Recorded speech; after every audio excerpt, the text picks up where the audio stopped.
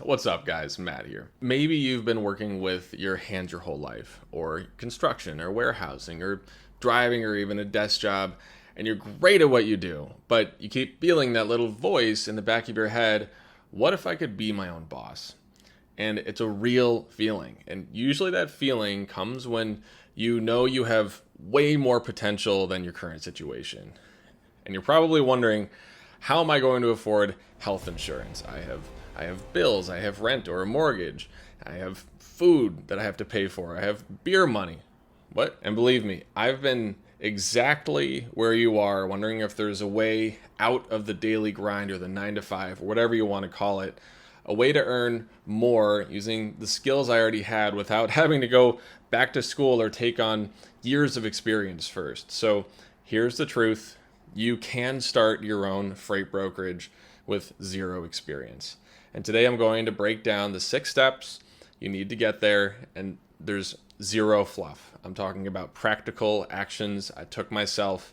And if you're feeling unsure or doubting if you have what it takes, stick around because I felt the exact same hesitation. And let me tell you, this journey, it is life-changing. To start, let's break down what a freight broker actually does. So freight brokers are like matchmakers. They connect shippers, the companies with goods to move, with carriers, people who have the trucks to move them. With US freight volumes projected to increase by nearly 25% over the next decade, the demand for reliable freight brokers is at an all-time high. But here's the good news.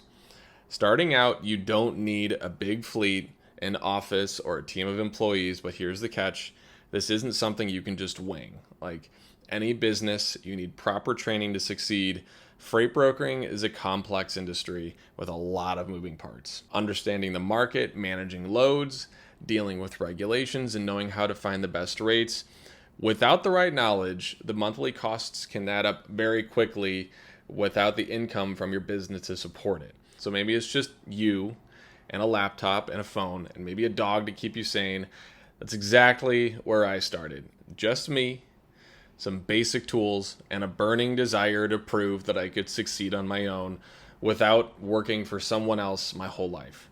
And if you're serious about this, invest in learning the industry. There's a link below to my full freight broker training course if you're thinking about making the move. All right, so let's talk about business setup. This is the official step that makes your freight brokerage legit, and it's easier than you might think.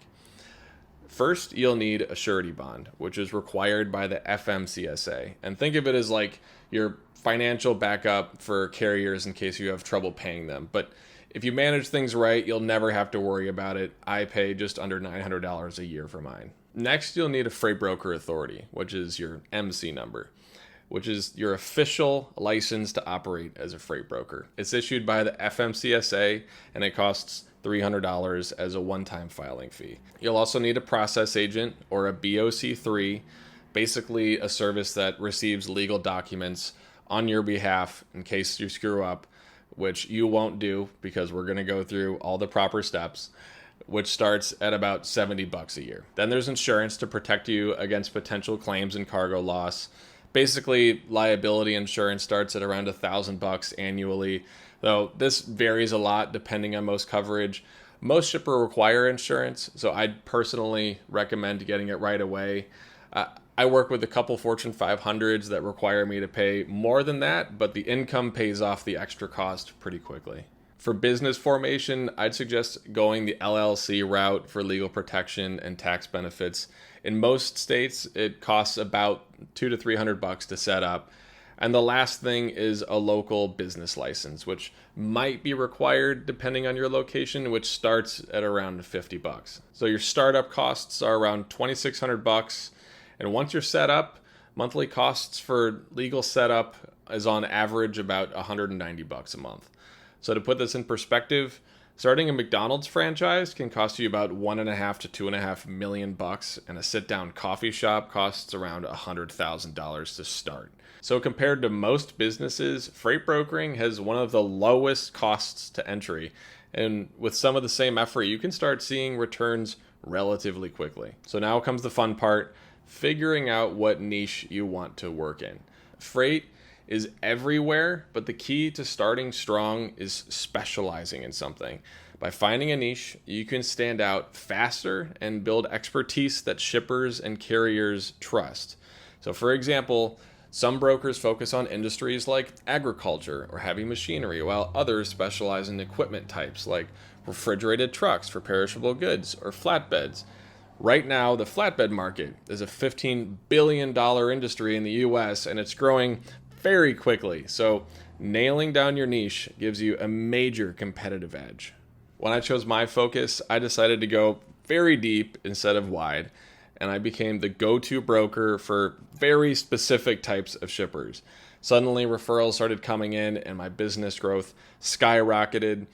Tomorrow, the 14th, I'm starting a new contract with 3 drivers doing year-round work in Massachusetts. They're each picking up 3 loads per day at $25 profit per load, which is nine loads per day, and that's going to add up to $50,000 profit margin for me every year. And all I need to do is pay them. So this is all about working smarter, okay? And finding your niche is how you stand out against billion-dollar brokers like Coyote and C.H. Robinson.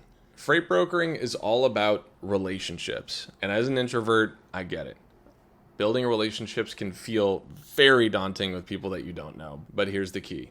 You don't need to be a slick salesperson. You just need to be genuine, show real value, and follow through with what you promise. You have email outreach, which is low pressure and lets you plan what you want to say, but it's easier for shippers to ignore since they're getting blasted by these. And if you do send cold emails, personalize each one. Keep it very short, mention their business specifically, and focus on how you can help them, not what you want or all of your cool benefits. Cold calling is direct and immediate, and it helps you build rapport fast, but it's challenging, especially if you're nervous about rejection, which is something you'll just have to get used to. It's the nature of the business. I suggest researching the company first so you can mention something relevant and keep your tone conversational. In-person visits, they build trust quickly and show that you're serious, but it is time consuming, so just keep it brief, introduce yourself, and mention a specific way you think you can help them, and obviously leave a card. LinkedIn messages feel professional and less intrusive than a call, but response times can often be pretty slow, and LinkedIn limits the amount of messages you can send weekly. So keep your messages short and friendly and avoid pushing a hard pitch right away. Each method has its own strengths, so just try a mix of each and see what feels natural for you.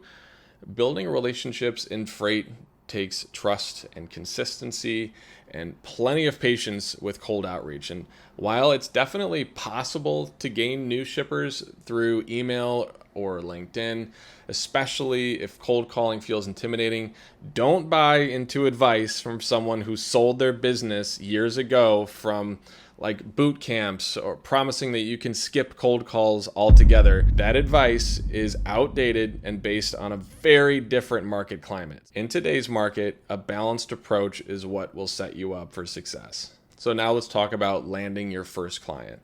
This is where things start to feel very real. In the US, there's about 17,000 registered brokers, and a lot of them work solo. Many shippers want a small, focused broker who can give them personalized attention. You'd be surprised at how much they value that. And when I started, I focused on local businesses. Just being able to drive over and say hey made a huge impact. So within a couple of weeks, I landed my first shipper, and that boosted my confidence big time. And my first shipper, I'll remember they asked me to find a driver with a hopper bottom trailer. Guys, I went straight to Google to figure out what the heck that was. I had no idea what that was.